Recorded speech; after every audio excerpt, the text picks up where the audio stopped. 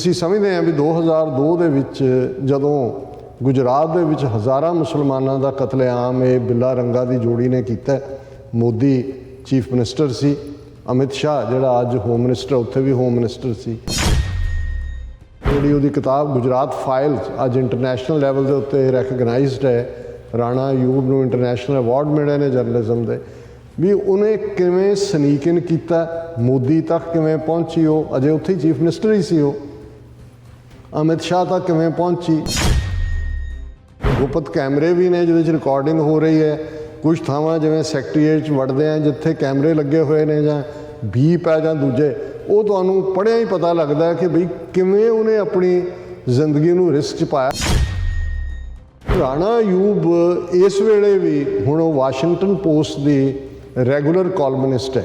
ਉਹ ਲਿਖਦੀ ਹੈ ਵਾਸ਼ਿੰਗਟਨ ਪੋਸਟ ਲਈ ਔਰ ਉਹ ਧੱਜੀਆਂ ਉਡਾਉਂਦੀ ਹੈ ਵੀ ਜੋ ਜੋ ਉੱਥੇ ਹੋ ਰਿਹਾ ਹੈ। 1.77 ਕਰੋੜ ਆਲਮੋਸਟ $2.25 ਕਰੋੜ ਰੁਪਈਆ ਬੈਂਕਾਂ 'ਚ ਪਿਆ ਸੀ ਔਰ ਉੱਥੋਂ ਦੇ ਇੰਡੀਅਨ ਬੈਂਕਾਂ 'ਚ ਉਹਨੂੰ ਫਰੀਜ਼ ਕਰ ਦਿੱਤਾ ਹੈ। Mrs Ayyub has been subjected to legal harassment by the Indian authorities in relation to her reporting for a number of years. ਸਾਡੇ ਕਈ ਵਿਚਾਰੇ ਭੋਲੇ ਭਾਲੇ ਵੀਰ ਕਹਿਣਗੇ ਜੀ ਇੰਨਾ ਜ਼ੁਲਮ ਹੋ ਰਿਹਾ ਹੈ, ਇਹ ਪੰਜਾਬ 'ਚ ਹੋ ਰਿਹਾ ਹੈ, ਫਲਾਂ ਥਾਂ 'ਤੇ ਹੋ ਰਿਹਾ ਹੈ, ਤੁਸੀਂ UN ਨੂੰ ਕਿਉਂ ਨਹੀਂ ਪਹੁੰਚ ਕਰਦੇ। ਹੁਣ ਇਹ ਹੈ ਵਿਚਾਰੀ ਪੂਅਰ UN ਕਿ UN ਦੇ ਸਪੈਸ਼ਲ ਰੈਪੋਰਟੀਅਰ ਰਾਣਾ ਅਯੂਬ ਵਰਗੀ ਜਿਹੜੀ ਹੈ ਨਾਮੀ ਇੰਟਰਨੈਸ਼ਨਲੀ ਨੋਨ ਜਰਨਲਿਸਟ ਉਹਦਾ ਕੀ ਹਸ਼ਰ ਕਰ ਰਹੇ ਨੇ। ਦਰਸ਼ਕੋ ਬ੍ਰੇਕ ਤੋਂ ਬਾਅਦ ਤੁਹਾਡਾ ਸਭ ਦਾ ਭਰਪੂਰ ਸਵਾਗਤ ਹੈ। ਸੋ ਵਿਊਅਰਸ ਹੁਣ ਆਪਾਂ ਗੱਲਬਾਤ ਕਰਾਂਗੇ ਦੂਸਰੇ ਸੈਗਮੈਂਟ ਦੇ ਵਿੱਚ ਕਿ ਪਿਛਲੇ ਦਿਨੀ ਯੂਨਾਈਟਿਡ ਨੇਸ਼ਨਸ ਦੇ ਜਨੀਵਾ ਮਿਸ਼ਨ ਵੱਲੋਂ ਟਵੀਟ ਕਰਕੇ ਭਾਰਤ ਸਰਕਾਰ ਨੂੰ ਕਿਹਾ ਗਿਆ ਸੀ ਕਿ ਪ੍ਰਸਿੱਧ ਪੱਤਰਕਾਰ ਰਾਣਾ ਅਯੂਬ ਦੀ ਹੈਰਾਸਮੈਂਟ ਬੰਦ ਕੀਤੀ ਜਾਵੇ ਔਰ ਯੂਨਾਈਟਿਡ ਨੇਸ਼ਨਸ ਦੇ ਇਸ ਟਵੀਟ ਤੇ ਭਾਰਤ ਨੇ ਤਿੱਖਾ ਰਿਐਕਸ਼ਨ ਦਿੱਤਾ ਹੈ ਔਰ ਭਾਰਤ ਸਰਕਾਰ ਦਾ ਕਹਿਣਾ ਹੈ ਕਿ ਯੂਨਾਈਟਿਡ ਨੇਸ਼ਨਸ ਵੱਲੋਂ ਲਾਇਆ ਗਿਆ ਦੋਸ਼ ਗਲਤ ਹੈ ਔਰ ਭਾਰਤ ਵਿੱਚ ਤਾਂ ਕਾਨੂੰਨ ਦਾ ਰਾਜ ਹੈ ਅਤੇ ਕੋਈ ਵੀ ਕਾਨੂੰਨ ਤੋਂ ਉੱਪਰ ਨਹੀਂ ਹੈ। ਸੋ ਇਸ ਬਾਰੇ ਆਪਾਂ ਗੱਲਬਾਤ ਕਰਨ ਜਾ ਰਹੇ ਹਾਂ। ਸੋ ਅਸੀਂ ਚਾਹਾਂਗੇ ਕਿ ਤੁਸੀਂ ਇਸੇ ਤਰ੍ਹਾਂ ਬਣੇ ਰਹਿਣਾ, ਦੇਖਣ ਸੁਣ ਲਈ ਲਿਖਣ ਲਈ ਤੁਹਾਡਾ ਸਭ ਦਾ ਬਹੁਤ ਬਹੁਤ ਸ਼ੁਕਰੀਆ ਜੀ। ਡਾਕਟਰ ਸਾਹਿਬ ਕੀ ਕਹਿਣਾ ਚਾਹੋਗੇ? ਦੇਖੋ ਅਸੀਂ ਪਹਿਲੇ ਸੈਗਮੈਂਟ 'ਚ ਡਿਸਕਸ ਕੀਤਾ ਹੈ ਕਿ ਵੀ ਜਿਹੜੀ RSS ਦੀ ਹਿੰਦੂਤਵੀ ਵਿਚਾਰਧਾਰਾ ਹੈ ਉਹ ਕਿਵੇਂ ਬਿਲਕੁਲ ਨਾਜ਼ੀ ਪੈਟਰਨ 'ਤੇ ਹੈ ਔਰ ਐਕਚੁਅਲੀ ਨਾਜ਼ੀਆਂ ਨੇ ਇਹ ਰੇਸਿਜ਼ਮ ਜਾਂ ਨਸਲਵਾਦ ਦਾ ਕਾਨਸੈਪਟ ਵੀ ਬ੍ਰਾਹਮਣਵਾਦ ਦੇ ਜ਼ਾਤ ਪਾਤੀ ਵਰਣ ਆਸ਼ਰਮ ਸਿਸਟਮ ਤੋਂ ਲਿਆ। ਇਸੇ ਲਈ ਲਫ਼ਜ਼ ਆਰੀਆ ਔਰ ਆਰੀਅਨਸ ਦਾ ਜਿਹੜਾ ਸਿੰਬਲ ਸਵਸਤਕਾ ਸੀ ਉਹ ਨਾਜ਼ੀਆਂ ਨੇ ਆਪਣਾ ਸਟੇਟ ਸਿੰਬਲ ਦੇ ਤੌਰ 'ਤੇ ਇਸਤੇਮਾਲ ਕੀਤਾ। ਪਰ ਜਦੋਂ ਅਸੀਂ ਨਾਜ਼ੀ ਜਰਮਨੀ ਜਿਨ੍ਹਾਂ ਨੇ ਮੁੜ ਕੇ ਕਿਵੇਂ ਉਹ ਆਸਟਰੀਆ ਨੂੰ ਹਥਿਆਇਆ, ਫਿਰ ਫਰਾਂਸ, ਪੋਲੈਂਡ ਔਰ ਮਾਸਕੋ ਤੱਕ ਪਹੁੰਚੇ ਔਰ ਜਿੱਥੇ ਜਿੱਥੇ ਉਹਨਾਂ ਦੀਆਂ ਫੌਜਾਂ ਜਾਂਦੀਆਂ ਗਈਆਂ, ਜਿਹੜੇ ਲੋਕਲ ਵੀ ਜਿਹੜਾ ਮੁਲਕਾਂ ਦੇ ਵਿੱਚ ਖਾਸ ਤੌਰ 'ਤੇ ਸਰਬੀਆ ਰੀਜਨ 'ਚ ਜਾਂ ਅੱਜ ਜਿੱਥੇ ਹੁਣ ਯੂਕਰੇਨ ਕ੍ਰਾਈਸਿਸ ਚੱਲ ਰਿਹਾ ਇਸ ਸਾਰੇ ਹਿੱਸੇ 'ਚ ਜਿਹੜੇ ਲੋਕ ਯਹੂਦੀਆਂ ਦੇ ਖਿਲਾਫ ਸੀ ਜਾਂ ਜਿਪਸੀਆਂ ਨੂੰ ਜਿਹੜਾ ਐਵੇਂ ਉਹ ਨਾਈਸੈਂਸ ਸਮਝਦੇ ਸੀ, ਉਹਨਾਂ ਨੇ ਵੀ ਅੱਗੇ ਹੋ ਕੇ ਉਹਨਾਂ ਨੂੰ ਮਾਰਿਆ। ਲੇਕਿਨ ਇਸ ਸਾਰੀ ਨਾਜ਼ੀਆਂ ਦੇ ਜ਼ੁਲਮੋ ਸਿਤਮ ਦੇ ਦੌਰ ਦੀਆਂ ਉਹ ਖੂਬਸੂਰਤ ਘਟਨਾਵਾਂ ਵੀ ਨੇ ਜਿਹਦੇ 'ਚ ਜਿਹੜੇ ਸੱਚਾਈ ਪਸੰਦ ਮਜ਼ਹਬੀ ਲੋਕ ਸੀ, ਉਹ ਈਸਾਈ ਹੋਣ ਦੂਸਰੇ ਹੋਣ ਜਿਹੜੇ ਵੀ, ਉਹਨਾਂ ਨੇ ਆਪਣੀਆਂ ਜਾਨਾਂ ਨੂੰ ਖਤਰੇ 'ਚ ਪਾ ਕੇ ਲੁਕੋ ਕੇ ਯਹੂਦੀਆਂ ਨੂੰ ਦੂਸਰੇ ਲੋਕਾਂ ਨੂੰ ਆਪਣੇ ਕੋਲ ਰੱਖਿਆ।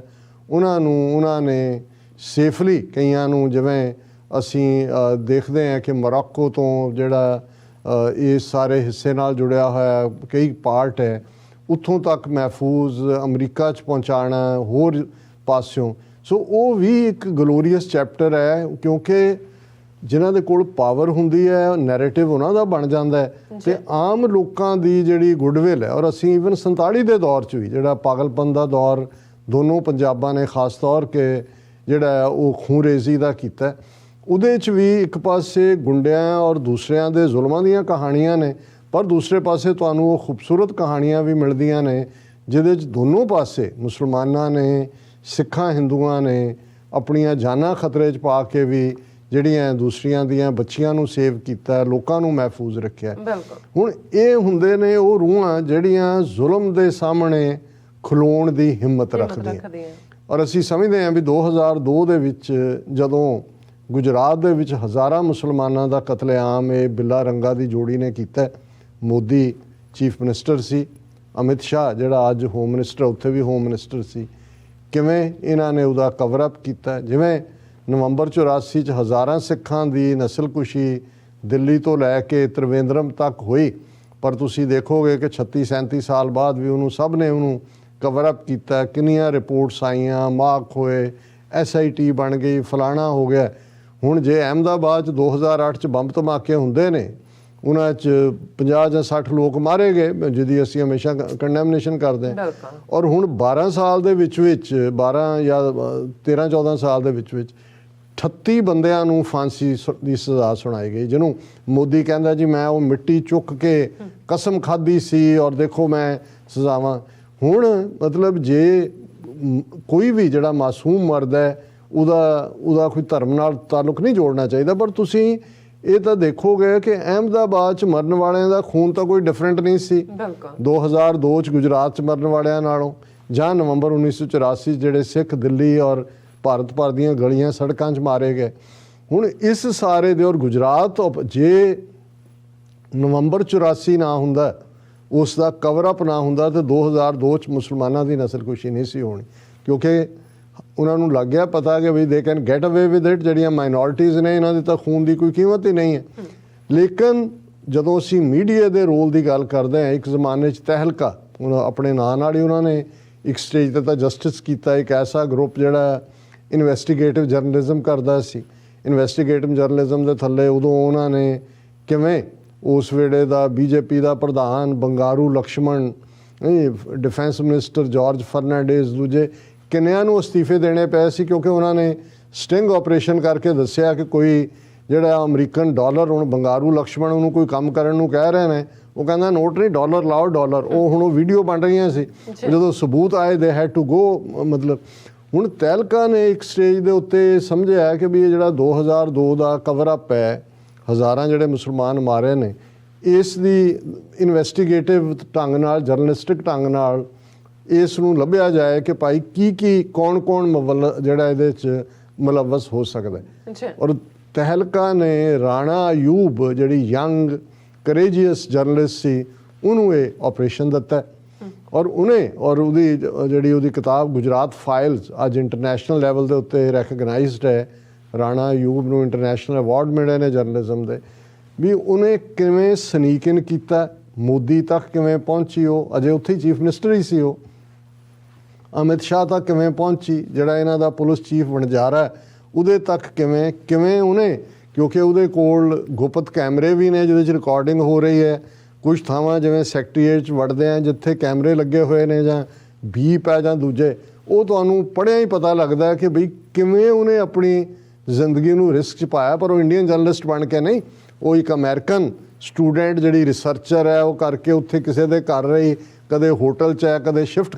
ਸੋ ਮਤਲਬ ਇੱਕ ਇੰਨਾ ਵੱਡਾ। ਲੇਕਿਨ ਤੁਸੀਂ ਜਦੋਂ ਉਹਦਾ ਤਿਆਰ ਹੋ ਗਿਆ ਤੇ ਉਦੋਂ ਤੱਕ ਤਹਿਲਕਾ ਨੂੰ ਵੀ ਉਹਨਾਂ ਨੇ ਫਸਾ ਲਿਆ ਸੀ। ਉਹਨਾਂ ਦਾ ਜਿਹੜਾ ਮੇਨ ਕਰਤਾ ਧਰਤਾ ਸੀ, ਉਹਨੂੰ ਮੋਰਲ ਟਰਪੀਚੂਡ ਦੇ ਥੱਲੇ ਕਿਸੇ ਔਰਤ ਤੋਂ ਚਾਰਜ ਲਵਾ ਕੇ ਜੇਲ੍ਹ 'ਚ ਉਹ ਡਰ ਗਏ। ਉਹਨਾਂ ਨੇ ਉਹ ਜਿਹੜੀ ਉਹ ਛਾਪੀ ਨਹੀਂ, ਲੇਕਿਨ ਉਹਨੇ ਆਪਣੇ ਲੈਵਲ ਦੇ ਉੱਤੇ ਜਿਹੜੀ ਆ ਉਹ ਗੁਜਰਾਤ ਫਾਈਲ ਛਾਪ ਦਿੱਤੀ।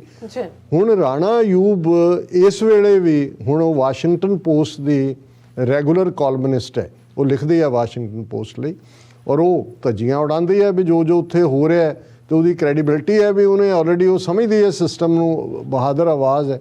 ਹੁਣ ਪਿਛਲੇ ਦਿਨਾਂ 'ਚ ਅਸੀਂ ਦੇਖਿਆ ਕਿ ਕਿਵੇਂ ਭਾਰਤ ਦੇ ਜਿਹੜਾ ਐਨਫੋਰਸਮੈਂਟ ਡਾਇਰੈਕਟੋਰੇਟ ਨੇ ਔਰ ਦੂਜਿਆਂ ਨੇ ਉਸ ਦੇ ਉੱਤੇ ਜਿਹੜਾ 1.77 ਕਰੋੜ, ਆਲਮੋਸਟ $2.25 ਕਰੋੜ ਰੁਪਈਆ, ਕਿਉਂਕਿ ਉਹ NGO ਵੀ ਰਨ ਕਰਦੀ ਹੈ ਜਿਹਦੇ ਥੱਲੇ ਹੈਲਪ ਹੁੰਦੀ ਹੈ, $2.25 ਕਰੋੜ ਰੁਪਇਆ ਜਿਹੜਾ ਉਹਦਾ ਬੈਂਕਾਂ 'ਚ ਪਿਆ ਸੀ ਔਰ ਉੱਥੋਂ ਦੇ ਇੰਡੀਅਨ ਬੈਂਕਾਂ 'ਚ ਉਹਨੂੰ ਫਰੀਜ਼ ਕਰ ਦਿੱਤਾ ਔਰ ਕੇਸ ਜਿਹੜਾ ਰਜਿਸਟਰ ਕੀਤਾ ਕਿ ਜੀ ਇਹ ਜਿਹੜੀ ਹੈ ਉਹ ਮਨੀ ਲਾਂਡਰਿੰਗ ਤੇ ਉਹ।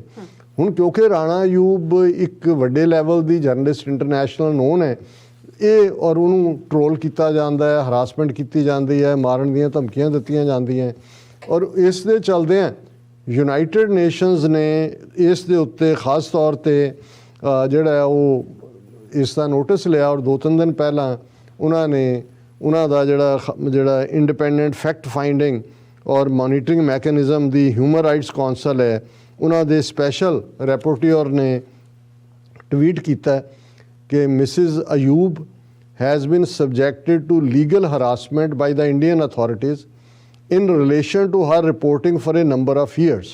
ਇਹ ਆਇਰੀਨ ਖਾਨ ਜਿਹੜੇ UN ਐਕਸਪਰਟ ਨੂੰ ਹੈਡ ਕਰਦੇ ਨੇ, ਸਪੈਸ਼ਲ ਰੈਪੋਰਟਰ ਨੇ on the right of freedom of opinion and expression, and Mary Lawlor ਇਹ ਵੀ ਸਪੈਸ਼ਲ ਰੈਪੋਰਟਰ ਹੈ on the situation of human rights defenders.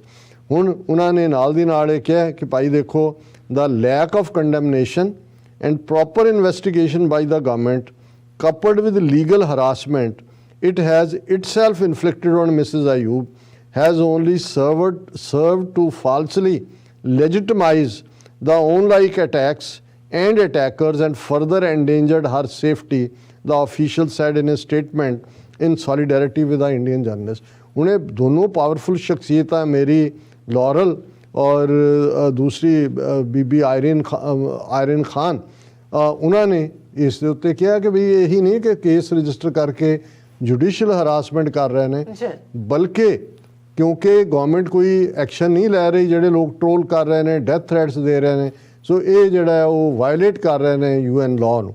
ਹੁਣ ਤੁਸੀਂ ਇਹ ਦੇਖੋ ਵੀ UN ਦੇ ਇਸ ਲੈਵਲ ਦੇ ਲੋਕ ਜਦੋਂ ਕੋਈ ਇਸ ਕਿਸਮ ਦਾ ਸਟੈਂਡ ਲੈਂਦੇ ਨੇ, ਉਹ ਕੋਈ ਬਿਆਨਬਾਜ਼ੀਆਂ ਦੇਖ ਕੇ ਨਹੀਂ ਲੈਂਦੇ, ਉਹਨਾਂ ਦੀ ਆਪਣੀ ਇਨਵੈਸਟੀਗੇਟਿਵ ਪ੍ਰੋਸੈਸ ਹੁੰਦੀ ਹੈ। ਹੁਣ ਇਸ ਦੇ ਉੱਤੇ ਇੰਡੀਆ ਨੇ ਬਹੁਤ ਚੀਕਾਂ ਮਾਰੀਆਂ ਔਰ ਇਹਨਾਂ ਦੀ ਮੇਨ ਖਬਰ ਹੈ, India rejects allegations of harassment of journalist Rana Ayyub as baseless unwarranted. ਇਹ ਇਹਨਾਂ ਦੀ ਹੈਡਿੰਗ ਹੈ ਕਿ ਭਾਈ ਉਹਨਾਂ ਨੇ ਜਿਹੜਾ ਇਹ ਬਿਲਕੁਲ ਬੇਸਲੈਸ ਆਧਾਰਹੀਨ ਇਲਜ਼ਾਮ ਲਾਏ ਨੇ। Allegations of so called judicial harassment are baseless and unwarranted. India upholds the rule of law but is equally clear that no one is above the law। कि जी ये साढ़े तो कानून दा राज है, कोई भी कानून तो ऊपर नहीं है। We expect the special rapporteurs to be objective and accurately informed, said the Indian mission in Geneva। ਇਹਨਾਂ ਦਾ ਪਰਮਾਨੈਂਟ ਮਿਸ਼ਨ, ਕਿਉਂਕਿ ਹਿਊਮਨ ਰਾਈਟ ਕਾਉਂਸਲ ਦਾ ਹੈਡਕੁਆਟਰ ਜਨੀਵਾ 'ਚ ਹੈ, ਉਹਨਾਂ ਨੇ ਕਿਹਾ ਜੀ ਅਸੀਂ ਇਹ ਕਹਿ ਰਹੇ ਹਾਂ ਕਿ ਵੀ ਇਹ ਜਿਹੜਾ ਆਪਣਾ ਇਨਫੋਰਮੇਸ਼ਨ ਨੂੰ ਕਰੈਕਟ ਕਰੋ। ਹੁਣ ਇਸ ਤੋਂ ਤੁਸੀਂ ਅੰਦਾਜ਼ਾ ਲਾਓ, ਅਸੀਂ ਤਾਂ ਬਹੁਤ ਵਾਰ ਸਾਡੇ ਕਈ ਵਿਚਾਰੇ ਭੋਲੇ ਭਾਲੇ ਵੀਰ ਕਹਿਣਗੇ ਜੀ ਇੰਨਾ ਜ਼ੁਲਮ ਹੋ ਰਿਹਾ ਹੈ, ਇਹ ਪੰਜਾਬ 'ਚ ਹੋ ਰਿਹਾ ਹੈ, ਫਲਾਂ ਥਾਂ 'ਤੇ ਹੋ ਰਿਹਾ ਹੈ, ਤੁਸੀਂ UN ਨੂੰ ਕਿਉਂ ਨਹੀਂ ਪਹੁੰਚ ਕਰਦੇ। ਹੁਣ ਇਹ ਹੈ ਵਿਚਾਰੀ ਪੂਅਰ UN ਕਿ UN ਦੇ ਸਪੈਸ਼ਲ ਰੈਪੋਰਟਰ ਰਾਣਾ ਅਯੂਬ ਵਰਗੀ ਜਿਹੜੀ ਹੈ ਨਾਮੀ ਇੰਟਰਨੈਸ਼ਨਲੀ ਨੋਨ ਜਰਨਲਿਸਟ, ਉਹਦਾ ਕੀ ਹਸ਼ਰ ਕਰ ਰਹੇ ਨੇ ਔਰ ਇੰਡੀਅਨ ਗਵਰਨਮੈਂਟ ਇਹਨਾਂ ਨੂੰ ਕਹਿ ਰਹੀ ਹੈ ਅਸੀਂ ਸਾਡਾ ਰੂਲ ਆਫ ਦਾ ਲਾ, ਖਬਰਦਾਰ ਸਾਨੂੰ ਦੱਸਣ ਦੀ, ਨੋਬਡੀ ਇਜ਼ ਅਬਵ ਦਾ ਲਾ। ਹਾਂਜੀ, ਜੇ ਅਬਵ ਦਾ ਲਾ ਕੋਈ ਨਹੀਂ ਹੈ ਤੇ ਫਿਰ ਇਹ ਬਿੱਲਾ ਰੰਗਾ ਦੀ ਜੋੜੀ ਉੱਥੇ ਤੇ ਯੂਪੀ ਦੇ ਵਿੱਚ ਉਹ ਕਨਪਾਟਾ ਗੁੰਡਾ ਭਗਵਾ ਯੋਗੀ ਜਿਹੜੇ ਆਂਦਿਆਂ ਹੀ ਆਪਣੇ ਖਿਲਾਫ ਜਿਹੜੇ ਮਰਡਰ ਦੂਜੇ ਕੇਸ ਹੀ ਆਪੇ ਹੀ ਖਤਮ ਕਰ ਲਏ ਔਰ ਉਹ ਹੁਣ ਇਲੈਕਸ਼ਨਾਂ 'ਚ ਵੀ ਧਮਕੀਆਂ ਦੇ ਰਿਹਾ ਔਰ ਉਹਨਾਂ ਦੇ BJP ਕਹਿ ਰਹੇ ਨੇ ਮੁਸਲਮਾਨਾਂ ਨੂੰ ਵੋਟ ध्यान से देना नहीं तो बाबा ने नए बुलडोजर ऑर्डर किए हुए। ਹੁਣ ਉੱਥੇ ਉਹਨਾਂ ਨੇ ਯੂਪੀ 'ਚ ਪਿੱਛੇ ਜਦੋਂ CA ਦਾ ਐਜੀਟੇਸ਼ਨ ਚੱਲ ਰਹੀ ਸੀ, ਉਹਨਾਂ ਨੇ ਇੱਕ ਲਾਅ ਬਣਾ ਦਿੱਤਾ ਕਿ ਜੀ ਜਿਹੜੇ ਵੀ ਕੋਈ ਜਿਨ੍ਹਾਂ 'ਤੇ ਕੋਈ ਸ਼ੱਕ ਹੈ ਉਹਨਾਂ ਦੀ ਪ੍ਰੋਪਰਟੀ ਜਿਹੜੀ ਆ ਉਹ ਐਕਵਾਇਰ ਕੀਤੀ ਜਾ ਸਕਦੀ ਆ। ਉਹ ਦੂਜਾ ਔਰ ਉਹਦੇ 'ਚ ਉਹਨਾਂ ਨੇ ਕਿੰਨੇ ਮੁਸਲਮਾਨ ਘਰਾਂ ਦੇ ਉੱਤੇ ਉਹਨਾਂ ਦੀਆਂ ਬਿਜ਼ਨੈਸਿਸ 'ਤੇ ਬੁਲਡੋਜ਼ਰ ਚਲਾ ਦਿੱਤੇ ਨੇ ਔਰ ਉਹ ਉਹਨਾਂ ਦੇ ਸਪੋਰਟਰ ਹੁਣ ਇਹੀ ਕਹਿ ਰਹੇ ਨੇ। ਇਹੀ ਜੋ ਅੱਜ ਜੇ ਤੁਸੀਂ ਜਿਨ੍ਹਾਂ ਨੂੰ ਥੋੜ੍ਹਾ ਬਹੁਤ ਪੜ੍ਹਨ ਦਾ ਸ਼ੌਕ ਹੈ, ਬੈਕ ਜਾ ਕੇ 1930s ਦੇ ਵਿੱਚ ਜਰਮਨੀ ਦੇ ਵਿੱਚ ਕੀ ਹੋ ਰਿਹਾ ਸੀ ਨਾਜ਼ੀਆਂ ਵੱਲੋਂ, ਤੁਸੀਂ ਦੇਖੋਗੇ ਤਾਂ ਤੁਹਾਨੂੰ ਲੱਗੇਗਾ ਵੀ everything is repeat of 1930s Nazi Germany. ਜੀ ਡਾਕਟਰ ਸਾਹਿਬ, ਤੁਹਾਡਾ ਬਹੁਤ ਬਹੁਤ ਧੰਨਵਾਦ। ਸਾਥ ਲੈਣੇ ਬ੍ਰੇਕ। ਵਿਊਅਰਸ ਤੁਸੀਂ ਇਸੇ ਤਰ੍ਹਾਂ ਬਣੇ ਰਹਿਣਾ, ਮਿਲਦੇ ਹਾਂ ਆਫਟਰ ਦਿਸ ਸ਼ਾਰਟ ਬ੍ਰੇਕ।